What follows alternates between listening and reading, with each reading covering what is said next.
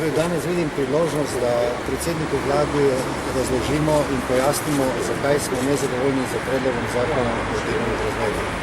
Ta žal ne prinaša večje prožnosti, tako kot nam je obljubljal tako on kot tudi minister za delo.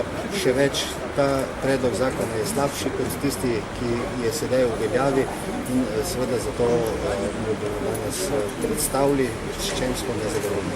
Stopicanje na mesto nas pelje nazaj. In tega se moramo enkrat v tej državi zavesti, da brez sprememb ne bo sprememb na bolje. Reševanje bančnega sistema je v tem trenutku ključno vprašanje. Brez rešitve sanacije bank ne bo zagona gospodarstva. In tisti, ki govori, da je to ta referendum na vprašanje reševanja bank smiseln, potem po moji oceni ne razume funkcioniranja gospodarstva. Jaz predvsem pričakujem, da bo predsednik vlade razčistil nekatera ključna vprašanja, kaj je z proračunom, kaj pravzaprav predlaga, odpuščanja, zniževanja plač ali karkoli drugega. In seveda mislim ga opozoriti, da pri tako ključnih vprašanjih, kot so zakon o delovnih razmerjih in pa pokojninska reforma, je neproduktivno, če gre vlada z neusklajenim zakonom na sejo, ne da bi bile ključne stvari usklajene.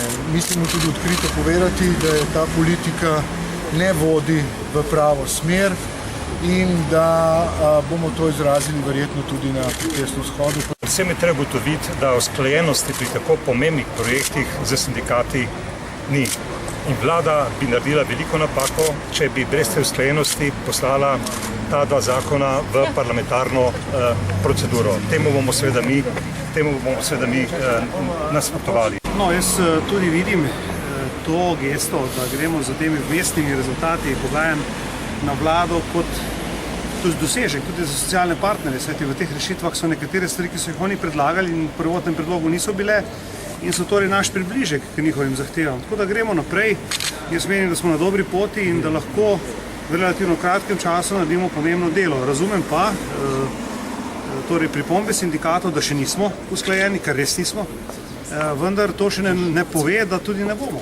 Koalicija nima zadržkov, da zadeva ne gre naprej na vlado.